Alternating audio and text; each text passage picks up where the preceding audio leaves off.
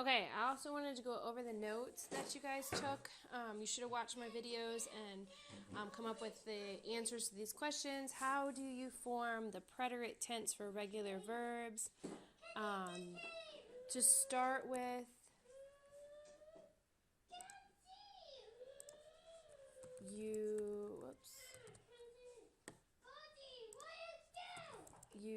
for regular verbs, you keep the stem, the part before the ending, and you drop the ending, the AR, ER, or IR part of the verb. Okay? So then what are the preterite endings for, maybe I'll do them over here. For AR verbs, it would be for yo, it would be A. For, two, it would be aste. For usted, él, ella, it would be o. For nosotros, it would be amos. For vosotros, vosotras,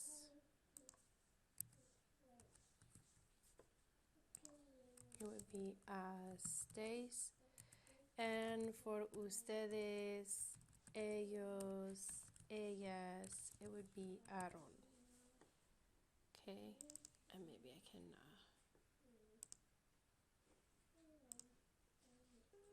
Okay, so for AR verbs,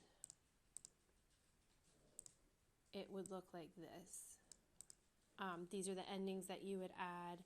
And then for ER verbs,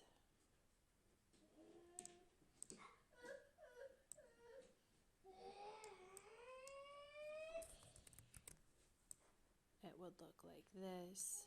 For ERs and IRs, you would have I'm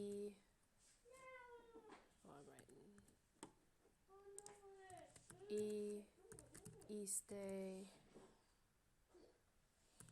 yo, imos, istes, ieron. Okay, and these would be the endings for both ER and IR verbs. They have the same endings in the preterite tense. Okay, and we could put all that over here. There's your endings. Are the preterite endings different for ERs and IRs? I just got through telling you that. The answer to that is no, they are the same. Okay? Okay, on the second page it asks you, why is a verb considered irregular? What parts of the verb change or don't fit the rule when conjugating into the preterite tense? For a verb to be considered irregular, either you change its stem before adding the correct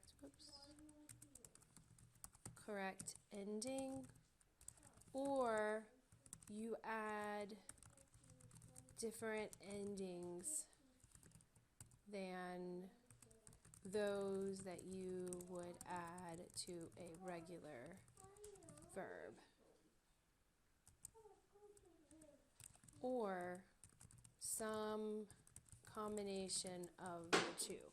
So a verb is considered irregular when either you're making a spelling change in its stem, or you're adding endings other than those that were given to you for that particular, like if it's an AR verb, you're not gonna add the AR endings that you were adding to a regular AR verb. Okay, so what are the stems for the following verbs? Okay, so the stems for, what do we have? Poner. Its stem is pus. For poder, it's pud. For tener, it's tuve. For querer, it's quis.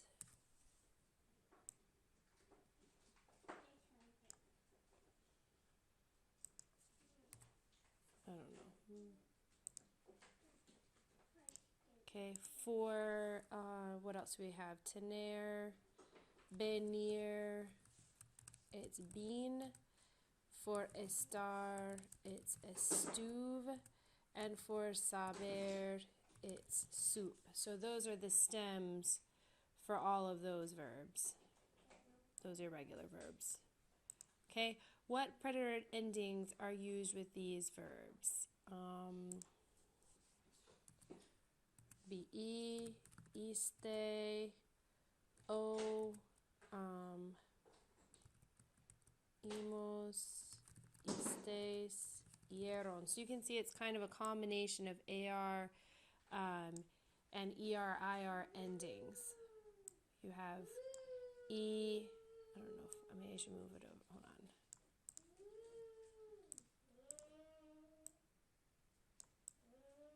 So there we go. Okay, so next, what is special about the verb hacer when it's conjugated in the preterite tense? Okay, so when you conjugate hacer, its stem becomes the stem for hacer is is, but in the third person singular, it becomes is. So just remember that for hacer, you're dealing with is, and then is spelled with a Z for the third person. And then the verb decir, what letter is left out when you conjugate it into the preterite?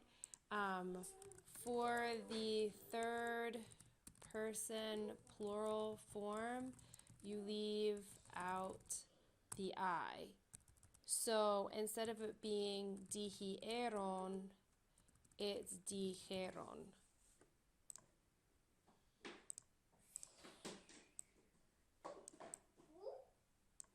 And what's special about the verbs ir and ser in the preterite tense?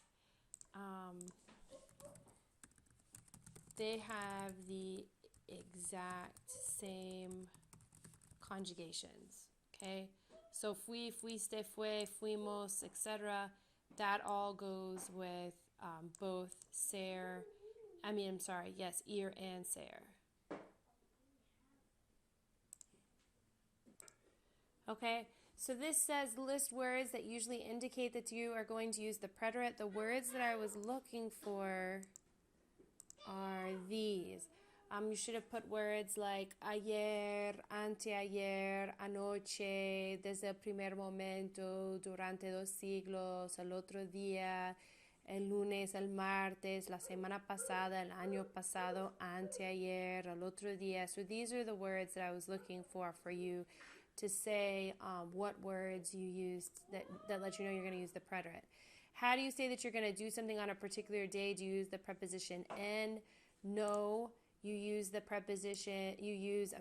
articles el and los. So if you wanted to say, I have an exam on Friday, tengo un examen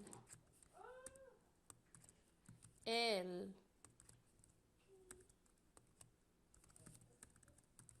viernes. Whoops, I can't spell.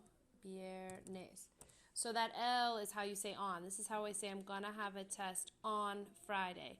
If I wanted to say I have class on Mondays, Wednesdays, and Fridays, I say tengo clase los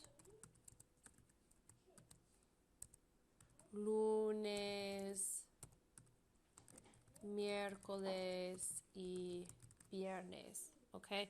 So you use the article el and los to express on when you're talking about a day. What preposition needs to accompany the words antes and después when followed by an infinitive? De. So if I wanted to say antes de ducharme, before showering me, me quito la ropa. So before showering myself, I take off my clothes. You need to, whenever you're going to mention the infinitive, whenever you've got an infinitive, an unconjugated verb following antes or después, you must have a de married to your antes or your después. Okay, what do the words luego and entonces mean? They might have a couple of meanings, but when we're talking about sequencing events, when we're talking about narrating what happened to us in the past, you can use entonces and luego to mean then. So then I did this, then I did that. So go ahead and use these two words when you're trying to say then. Okay?